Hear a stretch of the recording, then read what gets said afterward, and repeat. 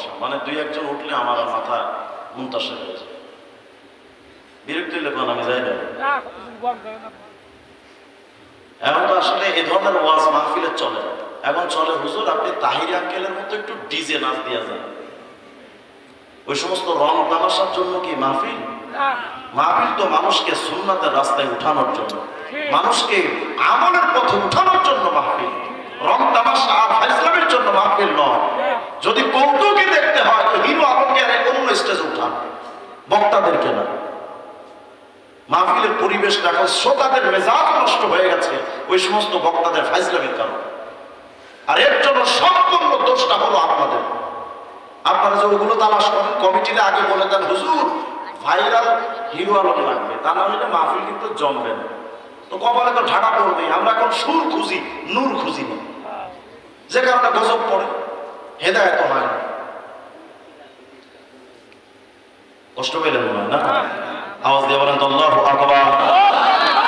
আপনার আমার রব যেই নবীরে খুশি করতে ব্যস্ত, আপনার আমার নবী আপনার আমারে খুশি করতে ব্যস্ত। পুরাটা জিন্দেগি খাইতে বসলে নবীর কণ্ঠে উম্মতি উম্মতি, ঘুমাইতে গেলেও নবীর কণ্ঠে আওয়াজ উম্মতি উম্মতি, বসে থাকলেও নবীর কণ্ঠে আওয়াজ উম্মতি উম্মতি। ঘুম থেকে হঠাৎ করে মাঝে মধ্যে নবী জেগে জান্নাতুল বাকিতে গিয়া সিজদায় গিয়া আল্লাহকে বলতেন ইয়া রব উম্মতি। পুরাটা জিন্দেগি নবীর একটাই ফিকির, আমার উম্মতের কি হবে, আমার উম্মতের কি হবে। আম্মা জান আয়েশা সিদ্দিকা বলেন একদিন আমি তাকায়া দেখি মায়ের নবী খোশ মেজাজে আছেন, হাস্যোজ্জ্বল চেহারা। আমি আয়েশা হুজুরকে সুযোগ পাইয়া বললাম ইয়া রাসূলুল্লাহ আনবী উদউলি ইয়া রাসূলুল্লাহ, আমার জন্য আপনি একটু দোয়া করেন তো নবী, একটু আনন্দ চিত্তে তো আছেন, একটু দোয়া করে দেন। আল্লাহর নবী এবার হাত উঠায় বলেন রব্বুল আলামিন আল্লাহুম্মা গফির লি আয়েশা মা তাকদ্দামাত মিন যামবিহা ওয়া মা তাআখারাত ওয়া মা আ'লানাত ওয়া মা আসাররাত।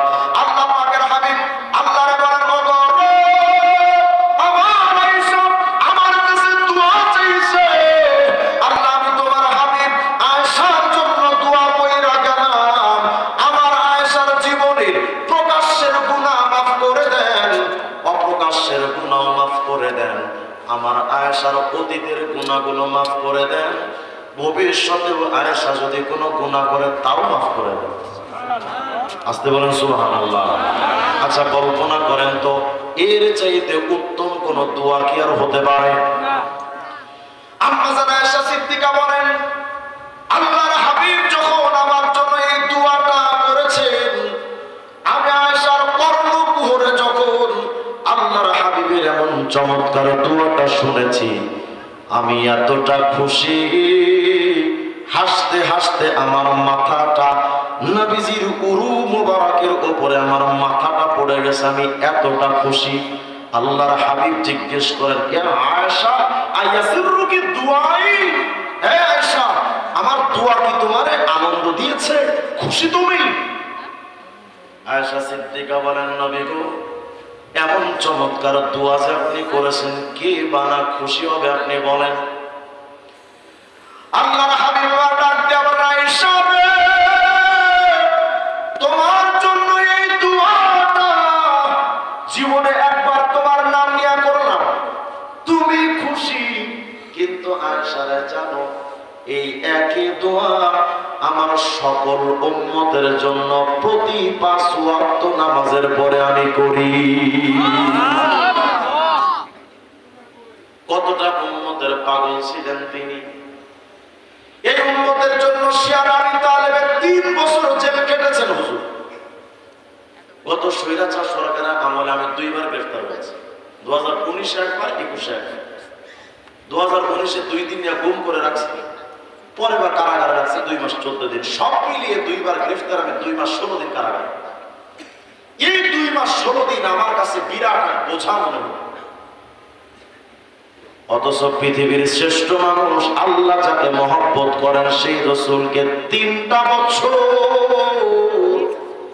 শিয়াবে আবি তালেবে কারারুদ্ধ করে রেখেছিল বেঈমানরা।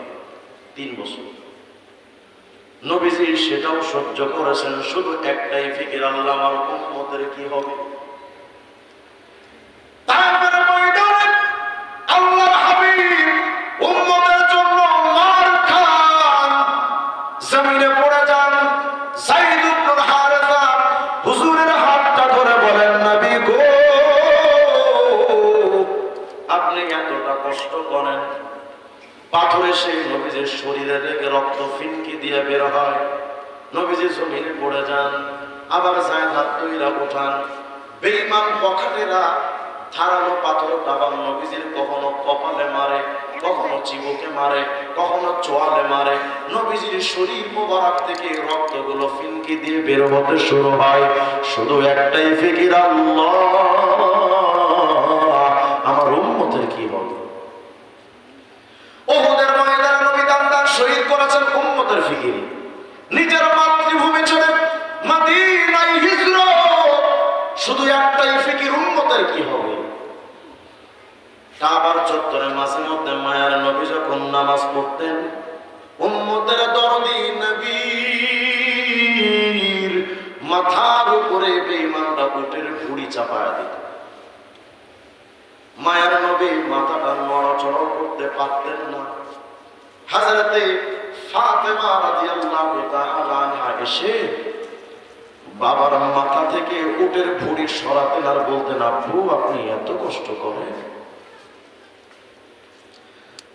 উম্মতের ফিকির দেখাতে আল্লাহ বলে দিলেন, ও নবী ফালাল্লাকা বাখিউন নাফসাকা আলা আতারিহিম ইল্লাম ইউমিনু বিহাদাল হাদিসি আসাফা। আল্লাহ বলেই ফেললেন, নবী গো উম্মতের পেরেশানিতে আমি আল্লাহর মনে হয় কখন জানি আপনি স্টপ করে হার্ট অ্যাটাক করে কখন জানি আপনি শেষ হয়ে যান। উম্মতের এত ফিকির আপনার। কতটা উম্মতের দরদি হলে আপনি আয়াত নাযিল করেন যে আমি আল্লাহর মনে হয় কখন জানি আপনি স্টপ করে মারা যান, হার্ট অ্যাটাক করেন, শেষ হয়ে যান আপনি। উম্মতের প্রতি নবীজির এতটা দরদ, তুমি যেই নেতার অনুসরণ করো, আল্লাহর কসম তোমার স্ত্রী তোমারে বলেছে স্বামী দাড়ি রাখো না, দাড়ি আমার পছন্দ না, তোমার ওই স্ত্রী তোমাকে ফেলে চলে যেতে পারে। তোমার বন্ধু বান্ধব কয়, বন্ধু দাড়ি রাখিস না, আমাদের সাথে চলতে মুশকিল হবে, রাখিস না তুই দাড়ি। বন্ধুদের কথায়, স্ত্রীর কথায়, প্রেমিকার কথায় মুখের দাড়িটা কাইটা ফালাইছ। অথচ এরা সবাই স্বার্থের পাগল, স্বার্থ শেষ এরা বলবে খোদা হাফেজ। কিন্তু মায়ের নবী কোন স্বার্থে তোমার জন্য 23টা বছর কেঁদেছেন বলেন। একদিনের ছোট্ট একটা ঘটনা আপনাদের শোনা যায়। সুবুলুস সালাম কিতাবের 30 নম্বর পৃষ্ঠার মধ্যে আসছে, হযরত আম্মা জানা আয়েশা সিদ্দিকা বলেন, মায়ের নবী একদিন আমার পাশে ঘুমিয়েছিলেন। হঠাৎ করে আমি আয়েশার গভীর রাতে ঘুম ভেঙে গেল। কুনতু যাতা লাইলাতিন আতলুবুন নাবিয়্যা, ঘুম থেকে জায়গা দেখি আমার পাশে সরওয়ার তো আলম ঘুমানো, কিন্তু ঘুম থেকে জেগে দেখি আমার পাশে নবী নাই। নবী কই? আমি আমার নবীর তালাশ করতে করতে আশপাশের বাড়ি ঘর খুঁজলাম, নবী নাই। ওলে বলে সব খুঁজলাম, নবী নাই। নবী যে গেলেন কোথায়? আমি আয়েশা মায়ার নবীরে খুঁজতে খুঁজতে ফাওয়াজাতুহু বিল বাকি, জান্নাতুল বাকির কবরস্থানের কাছে গেলাম। যায় দেখি মায়ার নবী জান্নাতুল বাকিতে যায় قائما يقول يا رب أمتي وساجدا يقول يا رب أمتي আমি আয়েশা জান্নাতুল বাকির কাছে যায়া আমি দেখতে পাইলাম মায়ার নবী এই গভীর রাত্রে যেন আল্লাহকে একবার সেজদায় গিয়া একবার দাঁড়ায়া আল্লাহকে যেন বোঝাচ্ছেন, ও আল্লাহ এই গভীর রাত্রে আমি মুহাম্মদের চোখে তো আরামের বিছানা আমার স্বস্তি দেয় না, আমার চোখে তো ঘুম আসে না। আল্লাহ আল্লাহ আমার শুধু একটাই পেরেশানি, আপনি আমার কন্যা, আপনি আমার উম্মতকে মাফ করবেন তো। ও আল্লাহ আমি মুহাম্মদের চোখে ঘুম নাই, আমার শুধু একটাই পেরেশানি, আপনি আমার উম্মতকে মাফ করে দেন। আম্মা জান আয়েশা সিদ্দিকা বলেন আমি পেছন থেকে মায়ার নবীরে বললাম, ইয়া রাসূলুল্লাহ আনাসিতাল কুরআন লি আজালি হাদিল উম্মাহ, এই উম্মতের জন্য আপনি এতটা পাগল। আমি আয়েশার মনে হচ্ছে উম্মতের দরদে আজকে কোরআন শরীফের কথাটাও আপনি ভুলে গেলেন, উম্মতের প্রতি আপনার এতটা মায়া কেন? মায়ার নবী আমার বলেন, আয়েশা মা দুমতু ফিল হায়াত আকুলু ইয়া রাব উম্মতি, শুধু এই রাতের খবরটা নয় আয়েশা রে, আমি মুহাম্মদ যতদিন এই দুনিয়াতে আমার নিঃশ্বাস চালু থাকবে, আমার এই কণ্ঠ থেকে আওয়াজ আসতে থাকবে, আল্লাহ আমার উম্মতকে মাফ করে দেন। নিঃশ্বাস যতদিন চলতে থাকবে উম্মতে উম্মতে আওয়াজ চলতে থাকবে। একটা আশ্চর্য খবর আপনাদেরকে বলে যায়, আল্লাহ রাসূল বলেন আয়েশা ফাইদা দাখালতু ফিল কবরি আকুলু ইয়া রাব উম্মতি, এমনকি যেদিন আমি কবরে ঢুকব ওই দিনও আমার কণ্ঠ থেকে আওয়াজ বের হবে উম্মতি উম্মতি।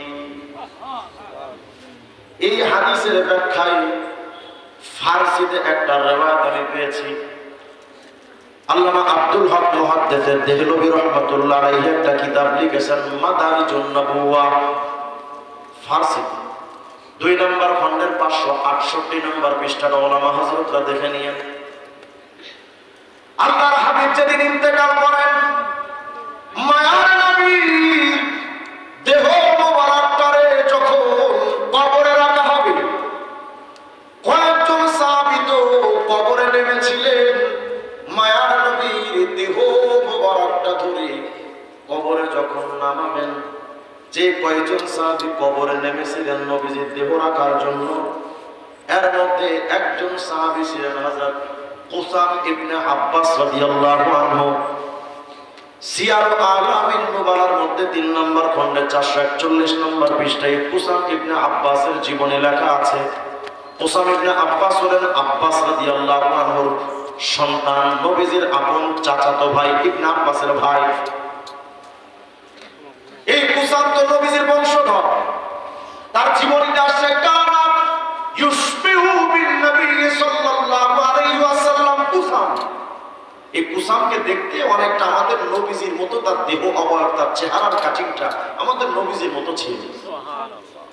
وكان آخر من خرج من لحد رسول الله صلى الله عليه وسلم, এই কুসাম তো সেই সাহাবী মায়ার নবীর কবর মুবারক থেকে সর্বশেষ যিনি নবীর কবর থেকে বের হয়েছিলেন তিনি হযরত কুসাম। আগে তো সবাই উঠে আসছিলেন, উনি সবার শেষে বের হন।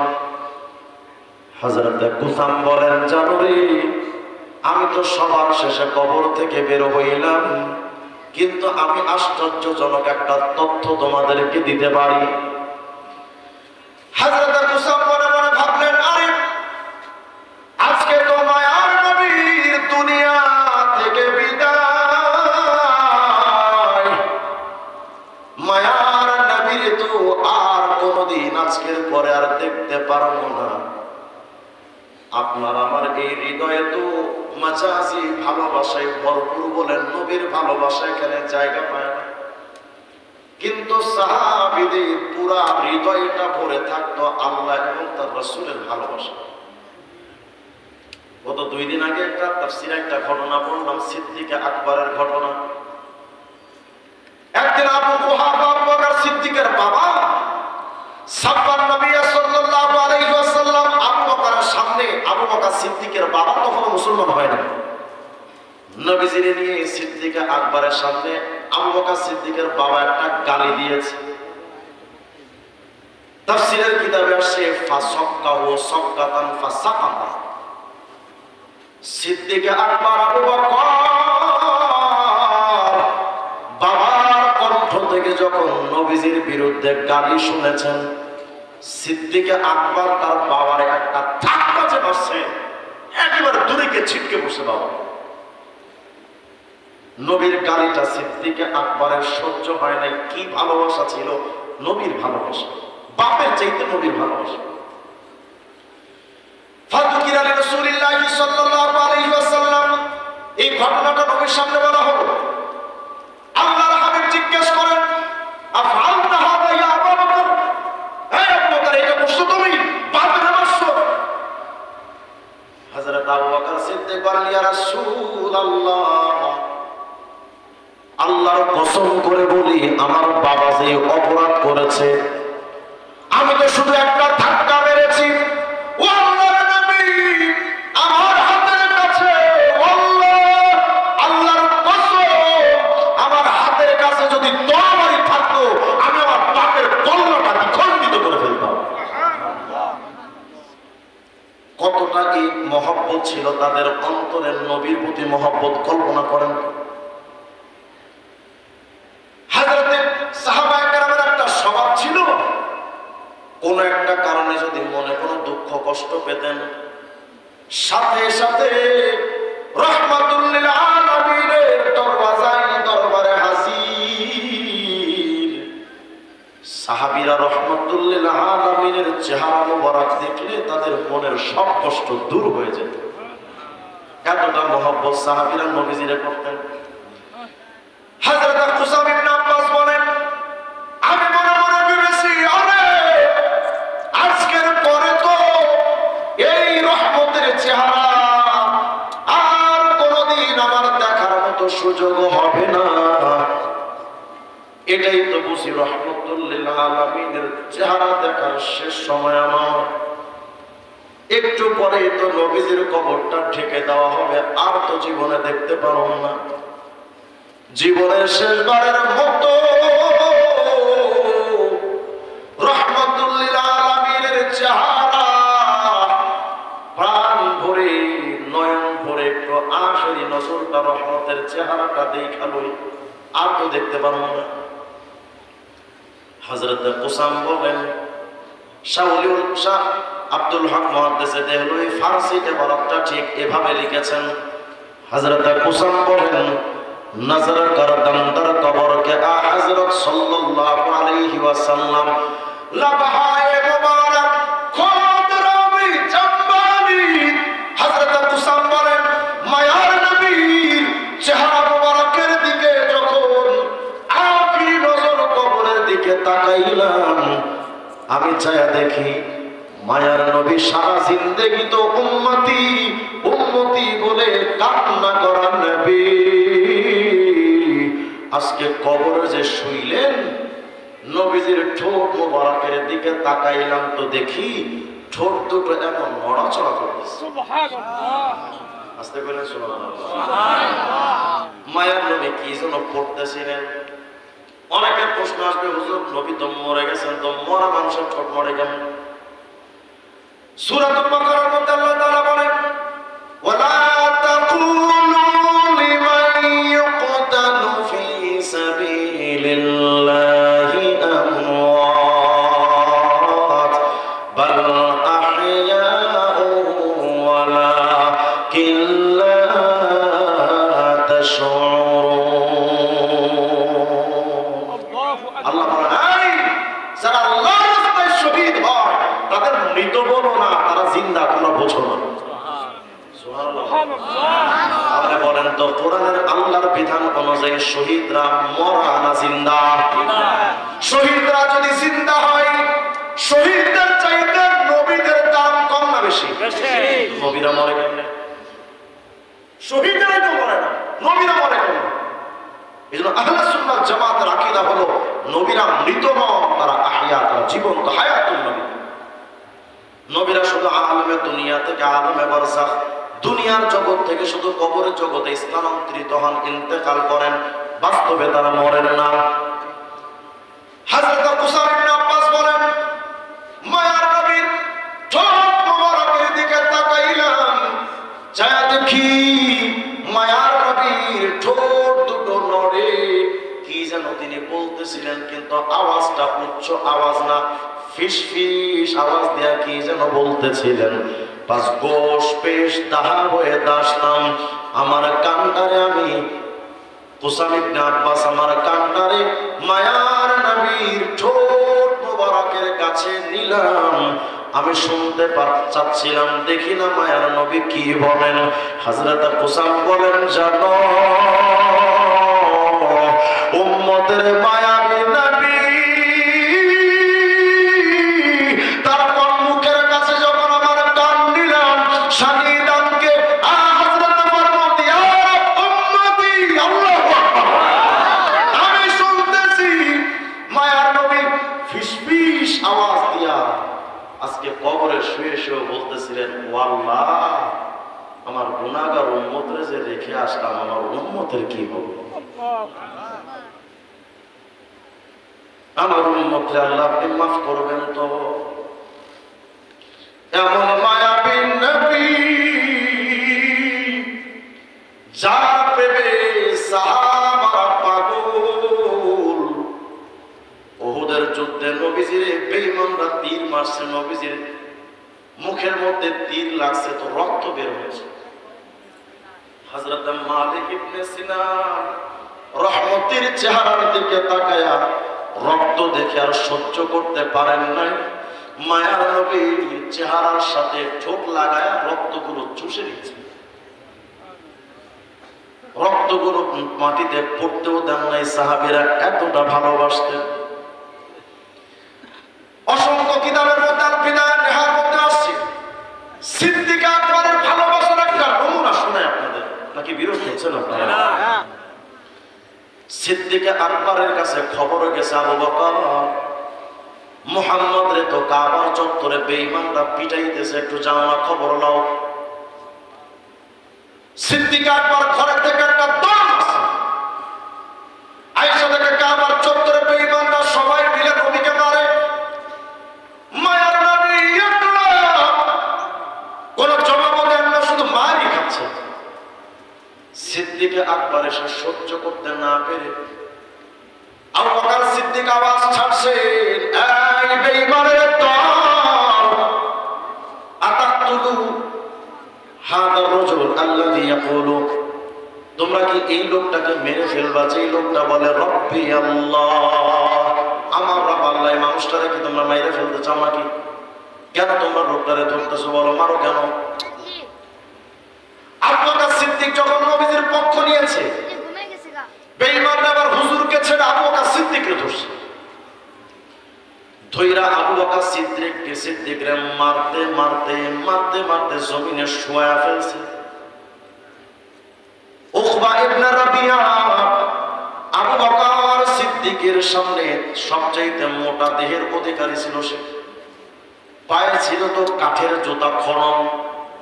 আবু বকর সিদ্দিক যখন শুয়ে পড়ছেন, মার খাইতে খাইতে যখন শুয়ে পড়েছেন, সে নিজে আবু বকর সিদ্দিকের নিজের পায়ের থেকে জুতা খুলে সিদ্দিক আকবরের ডান গালে একবার মারে, বাম গালে একবার মারে।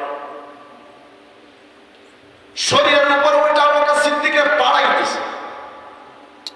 আবু বকর সিদ্দিকের কণ্ঠের একটা আওয়াজ, এই বেঈমান, রক্ত যদি লাগে আমি আবু বকর সিদ্দিকের রক্ত নিয়ে নে, আমার নবীরে তোরা আর মারিস না। মাইরা জান যদি তোদের দরকার হয়, আমি সিদ্দিক আকবরের জানটা নিয়ে আনে, আমার নবীর গায়ে আর একটা বার তোরা টাচ করিস না। মারতে মারতে সিদ্দিক আকবরকে একেবারে বেহুশ করে ফেলছে। লম্বা ইতিহাস, আমি শুধু মৌজেজতে সাতটা বলি। যখন বেহুশ করে ফেলছি, আবু জাহেলের গোষ্ঠীরা মনে মনে ভাবছে আবু বকর মারা গেছে, ওরা নাই লাভ নাই, ফালায়া সিদ্দিক আকবরকে রেখে চলে গেছে।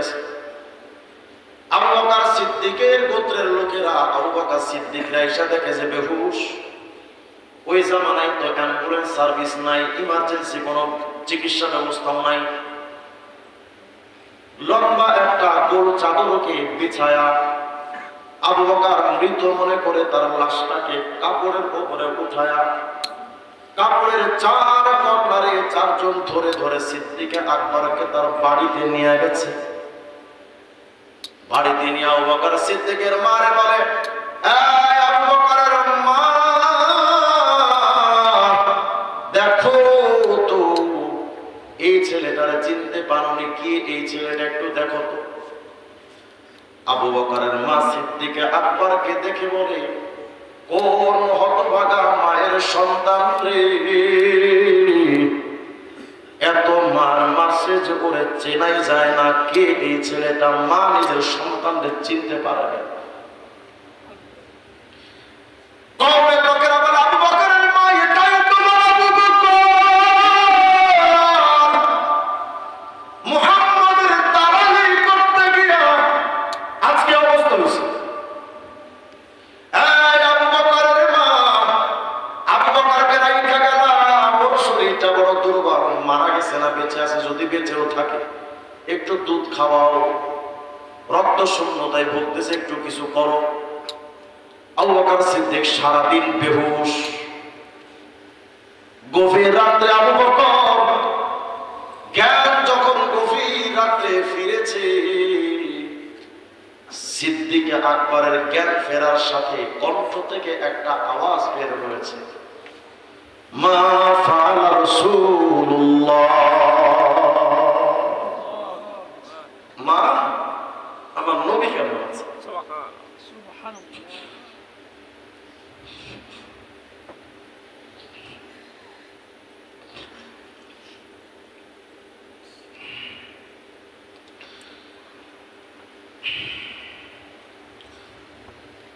মা উম্মে খায়র তখনও তো মুসলমান হয় নাই, নবীজির খবর তো জানে না। আবু বকর বলে, ও মা, পাশের বাড়িতে উম্মে জামিলের কাছে খবর নাও, আমার নবী কেমন আছে আমারে কও। সারাদিন না খেয়ে আছি, এতটা আহত হইছি, আমার ভেতরে কোনো কষ্ট নাই রে মা।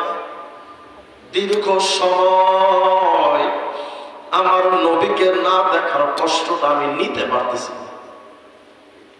আমার নবী কেমন আছে একটু খবর নাও তোমার। উম্মে খায়র ডাইকা বলে, আবু বকর রে, এই যে দুধ এনেছে, একটু দুধটা খায় নে বাবা, তোর শরীরটা ক্লান্ত, কখন জানি কি হয়ে যায়। আবু বকর সিদ্দিক বলে, আম্মু, আল্লাহর নবীর কসম, যতক্ষণ পর্যন্ত আমার নবীরে আমি চোখে দেখবো না, ততক্ষণ পর্যন্ত আমার হলফম দিয়ে কিছুই ঢুকবে না, আমি কিছুই খাবো না, আমার নবীর আগে দেখার ব্যবস্থা করো। উম্মে খায়র বাধ্য হয়ে উম্মে জামিলের কাছে গেছেন। উম্মে জামিল, দ্রুত আমাদের বাড়িতে চলো, আমার আবু বকরের অবস্থা বড্ড খারাপ। সিদ্দিক আকবরের কাছে উম্মে জামিল হাজির। এই আবু বকর, উম্মে জামিল দেখে সিদ্দিক আকবরকে চিনতে পারেন নাই যে তোমার এমন অবস্থা কেন আবু বকর? আবু বকর বলে, উম্মে জামিল, সব কথা পরে রাখো, পরে বলবো। নবীজিরে দেখতে আমার দিলটা ছটফট করছে, একটু চলো না, আমার নবী কই, আমি নবীরে না দেখা থাকতে পারতেছি, আমার নবী কই, চলো। আবু বকর সিদ্দিকরে যে নিয়ে যাবে, যাবে কেমনে? হাঁটতেও তো পারে না। শরীরের এমন কোন অঙ্গ নাই যেখানে সিদ্দিক আকবরকে আহত ক্ষত বিক্ষত করে নাই। হযরত আবু বকর সিদ্দিক বলে, মা, তোমার ঘাড়টা আমার দিকে লাগাও। মায়ের ঘাড়ে একটা হাত রাখলেন আবু বকর। এই উম্মে জামিল, তোমার ঘাড়টা লাগায় দাও। উম্মে জামিলের কাঁধে একটা হাত রেখে, দুই কাঁধে দুইটা হাত রেখে সিদ্দিক আকবর পা দুটো হেসরাইতে হেসরাইতে দাঁড়ে আরকামে নবীজির সামনে গিয়া দরজায় নক করছে। মায়ার নবী দরজা খুলে দেখে আবু বকর সিদ্দিকে আকবরকে দেখে মায়ার নবী জড়ায় ধইরা কপালে চুমা খাইতেছেন আর বলেন, আবু বকর রে, তুমি এত কষ্ট করছো আমার জন্য? সাহাবীরা সিদ্দিকে আকবরকে দেখে চতুর্দিকে এসে চুমা খাইতে শুরু করছে। একদিন নবীজি আবু বকরকে বলতেছিলেন, আবু বকর, আমার সব সাহাবীদের ঋণ আমি শোধ করতে পেরেছি, কিন্তু তোমার ঋণটা আমি শোধ করে যেতে পারলাম না। ওই সাহাবীদের মহব্বতের নমুনা তো আপনি আমি এখন পেশ করতে পারবো না, কারণ নবী নাই। তালহা ইবনে বারার মহব্বতের নমুনা তো দিতে পারবো না। তালহা ইবনে উবাইদুল্লাহ মহব্বতের সেই নমুনা পেশ করতে পারবো না, নবী তো নাই। কার জন্য তীর খাবো? নবী তো নাই। কিন্তু নবী বলেন, উম্মত, আখিরি জামানায় যারা তোমরা আসবা, আমারে যদি মহব্বত করতে চাও, আমার আবু বকরের মতো, আমার ওসমানের মতো, আমার ওমরের মতো, আমার তালহা ইবনে উবাইদুল্লাহ, তালহা ইবনে বারা, খাব্বাব ইবনুল আরাদের মতো, আমার আবু বকরের মতো, এই তোমরা যদি আমারে ভালোবাসতে চাও, তাহলে আমি তোমাদের কাছে একটা জিনিস রেখে যাচ্ছি, মান আহাব্বা সুন্নতি ফাকাদ আহাব্বানি। আমি মুহাম্মদের মতো একটু টুপিটা লাগাও, আমার মতো একটু দাড়িটা রাখো, আমার মতো একটু গায়ে পাঞ্জাবিটা লাগাও, আমার মতো খানা খাইবা সুন্নাত তরিকায়, আমার মতো শুইবা সুন্নাত তরিকায়, গোসল করবা সুন্নাত তরিকায়, ওযু করবা সুন্নাত তরিকায়। তোমার জীবনের সমস্ত কাজ যদি আমি নবীর মতো হয়। একদিন আনসারী এক সাহাবী আসে নবীজির সামনে, এসে বিষণ্ণ মনটা বড় খারাপ। আল্লাহর হাবিব বলেন, সাহাবী, তোমার মনে এত কষ্ট কেন, পেরেশান কেন? ওই সাহাবী বলেন, ও নবী, এখন তো আপনারা যদি একটু সময় না দেখি তো দৌড় দিয়ে আপনার কাছে আসি, সকাল সন্ধ্যা আপনাকে দেখি, মনটা ভালো হয়ে যায়।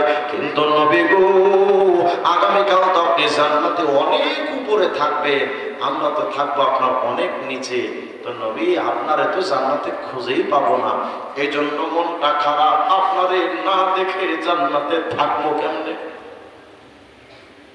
আল্লাহ রাসূল কোনো কথা বললেন না, চুপচাপ থাকলেন। জিবরিল আমিন আসলেন, আল্লাহ তাআলা আয়াত নাযিল করে দিলেন, ওয়া মান ইউতি'িল্লাহা ওয়ার রাসূল ফাউলাইকা মা'আল্লাযীনা আন'আমা আল্লাহু আলাইহিম মিনান নাবিয়্যিনা ওয়াস-সিদ্দীকিনা ওয়াশ-শুহাদা'i ওয়াস-সালিহিন। আল্লাহ বললেন, এই তোমরা যদি আমার নবীর সুন্নাত মেনে যেতে পারো, আমার অনুসরণ করে যেতে পারো, তো মনে রেখো আমার নবীর সাথেই তোমাদের জান্নাতে জায়গা দেব। সুবহানাল্লাহ। তাহলে সুন্নাত মানা দরকার আছে না? আছে। সাহাবীদের অবস্থা কি ছিল জানেন? সুন্নাতে আমি যদি সুন্নাতের খবর শুনি, কি বলি, সুন্নাত, আরে সুন্নাত ফরজ তো না, ওয়াজিব তো না, হুদা সুন্নাত তো আরে পরে দেখবো না, আগে ফরজ ফরজ আমল করে আনবে। এই হলো আপনার আমার মেজাজ। আর সাহাবীরা যখন শুনতেন সুন্নাত, আমার নবী সুন্নাত, আরে বাপ রে বাপ, সুন্নাত এটা না, এটা ছাড়া যাবে না। এই হলো সাহাবাওয়ালা ঈমান আর আপনার আমার ঈমানের মধ্যে তফাৎ। ভাইরা, আজকে থেকে পরিপূর্ণভাবে একটা প্রস্তুতি নেই, আমরা সুন্নাত ছাড়া চলবো না, ইনশাআল্লাহ। ইনশাআল্লাহ। আমি তো এটা সুন্নাত আপনাদের যদি শিখাই দিই, কষ্ট হবে আপনাদের? আমি মাহফিলটারে ক্লাস মনে করি, মাহফিলটা গতানুগতিক মাহফিল না, ক্লাস। যেহেতু আপনারা একটা কোরআন সুন্নাহর ক্লাসে আসছেন, একটা সবক নিয়ে যাওয়ার তো দরকার, নাকি বলেন? আমার সাথে সবাই বলেন, যে কোনো ভালো কাজ ডান দিক থেকে করা সুন্নাত। বলেন, আবার বলেন, বুঝছেন তো? এটা যে কোনো ভালো কাজ কোন সাইড দিয়ে করা সুন্নাত? যেমন মনে করেন এই কাপড় চোপড় পোশাক আদি পরা ভালো কাজ না খারাপ কাজ? ভালো কাজ। বলেন না, ভালো কাজ। ভালো কাজ। তাহলে পোশাক তো আমাদের প্রতিদিন পরা লাগে নাকি? এই পোশাক পরতে তো হাত আমাদের ঢুকানো লাগবেই, লাগবে না? হয়তো বাম হাত তৈরি ডান হাত। কিন্তু নবীজির সুন্নাত হলো যে কোনো ভালো কাজ ডান সাইড। তাহলে আজকে থেকে আমরা যখন পোশাক পরবো আগে কোন হাত ঝুলাবো? কোন হাত? বুঝতে পারছেন? যেহেতু এটা ভালো কাজ। আবার যখন পোশাক খুলবো কোন সাইড? বাম সাইড। যে কোনো অনুত্তম কাজ, তুলনামূলক অনুত্তম, এগুলো বাম সাইডে করা সুন্নাত। তাহলে পোশাক যখন আমরা খুলবো কোন হাত আগে খুলবো? লুঙ্গি বা পায়জামা বা যেটাই পরে যখন আমরা পরবো আগে কোন পা? বলেন না, ডান পা।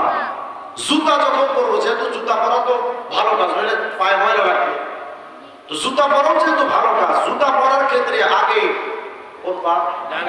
ডান পা। মা বোনরা যদি শোনেন আপনারাও এগুলো শেখেন, এগুলো তাদের জন্য সুন্নাত। আগে ডান পা। কোন পা? ডান পা। আবার যখন জুতা খুলবো বলেন না, কোন পা? আচ্ছা, আপনারা বুঝছেন কিনা আমি একটা পরীক্ষা নিয়ে আপনাদের বলেন তো, আমি যদি সঠিক বলি তো বলবেন ঠিক, আর যদি ভুল বলি তো বলবেন ভুল। আমরা যখন বাথরুমে ঢুকবো তখন ডান পা দিয়ে ঢোকা সুন্নাত, বলেন তো ঠিক নাকি ভুল? কেন? বাথরুম নোংরা জায়গা। যেহেতু বাথরুম নোংরা জায়গা, তাহলে ওখানে আমরা কোন পা দিয়ে ঢুকবো? বাম পা দিয়ে। আচ্ছা, মসজিদে যখন আমরা ঢুকবো তখন বাম পা দিয়ে ঢোকা সুন্নাত। কোন পা? বুঝতে পারছেন তো? মাশাআল্লাহ। যেহেতু মসজিদ ভালো জায়গা, ওখানে যখন ঢুকবো ডান পা দিয়ে ঢুকবো, বের যখন হবো তখন বাম পা দিয়ে বের হবো। বাথরুম যেহেতু নোংরা জায়গা, ওখানে ঢুকবো বাম পা দিয়ে, বের হবো ডান পা। এই যে কয়েকটা সুন্নাত আজকে থেকে নগদে আমল হবে। যখন উঠবেন জুতা পায়ে দেওয়া লাগবে না? জুতা পায়ে দেওয়ার ক্ষেত্রে আমরা যখন জুতা পায়ে দেবো কোন পা আগে ঢুকাবো? ডান পা। ইনশাআল্লাহ আজকে থেকে যদি আমলটা শুরু করেন, নিয়ত করেন যে আল্লাহ আজকে থেকে আপনার নবীর সব সুন্নাত আমি পালন করবো। শিখবেন কোথায়? এই ছোট বাচ্চাদেরকে মাদ্রাসায় দিবেন। এই মাদ্রাসা একেবারে ছোট ছোট বাচ্চাদেরকে জিজ্ঞেস যদি করেন বাবা ওযুর সুন্নাত কয়টা কও, দেখবেন পটাপট বলে দিবে। গোসলের সুন্নাত কও, বলে দিবে। এই সুন্নাত শেখা মাদ্রাসা পৃথিবীতে শুধুমাত্র কওমি মাদ্রাসা। ঠিক কথা বলেন। কওমি মাদ্রাসা ছাড়া সুন্নাত শেখানো হয় না। এজন্য ছোট বাচ্চাদেরকে কওমি মাদ্রাসায় দিবেন। আর বয়স্ক মানুষ যারা আপনারা আছেন, একটু বয়স হয়ে গেছে, আপনাদের জন্য একটা ভ্রাম্যমাণ মাদ্রাসা আছে। এই মাদ্রাসার নাম হলো তাবলীগ জামাত। কি জামাত? তাবলীগ জামাত। অনেকে আমরা মনে করি তাবলীগ শুধু তাবলীগ কইরা বেড়ায়, মানুষে কইরা বেড়ায় না। তাবলীগ জামাতের লোকেরা দেখবেন সবাইকে গোল কইরা বসায়া একেবারে হাতে কলমে খাওয়ার সুন্নাত শেখায়। ভুল বললাম না? সঠিক না ভুল? আর আমি তো এক চিল্লার সাথে আমি জানি, আলহামদুলিল্লাহ আমি ছাত্র জামার এক চিল্লা দিয়েছি। তারা কোন করে বসে খাওয়ার সুন্নাত শেখায়, শুয়ার সুন্নাত শেখায়, ওযু গোসলের সুন্নাত শেখায়। তাবলীগ জামাতে যদি আপনি এটার জন্য অপছন্দ করেন যে তারা মুসলমানদের দাওয়াত দিতে পারে, আপনার দরকার নাই তাবলীগ জামাতে গিয়ে অন্যদের দাওয়াত, আপনি দোয়া জিকিরে বসে। কিন্তু অন্তত শেখার জন্য হলেও 3 দিন বা 40 দিনের একটা চিল্লা দেওয়া দরকার। পারবেন না ইনশাআল্লাহ? তবে নিশ্চয় আলেমদের সাথে, কোনো আলেম বিদ্বেষীদের সাথে না। এখন কিছু গ্রুপ হয়েছে আলেম বিদ্বেষী, ওদের সাথে না। এরা কয় যে আলেমরা কি বোঝে? ভাই আমরা কিছু বুঝি না, শুধু আল্লাহ রসুলের সুন্নাত আর আল্লাহর হুকুম বুঝি, আমাদের এত বোঝার দরকার নেই। তবে আলেমরা কি বুঝে? এই পর্যন্ত তাবলীগ জামাতের বিরুদ্ধে সকল ষড়যন্ত্র রুখে দিয়েছে একমাত্র আলেমরা। অথবা আলেমদের সাথে দুশ্মনী নয়। আমরাও চাই ওই ভাইদেরকে সাথে আমরা একসাথে একই দস্তরখানে খানা খাই। আল্লাহ তাআলা তাদেরকে সহিহ বুঝ দান করেন। তাবলীগ জামাতের সময় দিব তো ইনশাআল্লাহ। সুন্নাত যদি আপনার শিখতে তাবলীগ জামাতে যদি নাও যেতে পারেন, এই মাদ্রাসার আলেম আমার কাছে আসবেন, এসে জিজ্ঞেস করবেন হুজুর আমি এইটা সুন্নাত শিখতে চাই, আমাকে একটু সুন্নাতটা শিখায় দেন। হুজুরা সুন্নাত শিখায় দিবেন। আমরা আলেমরা সবচেয়ে বেশি খুশি হই তখন যখন মানুষ আমাদের কাছে কোনো আমল শেখার জন্য ফোন দেয়, আমলের জন্য। আল্লাহ তাআলা যেন আমাদের সবাইকে কথাগুলোর প্রতি আমল করার তৌফিক দান করেন, সুন্নাত মেনে কবরে যাওয়ার তৌফিক দান করেন। আমিন।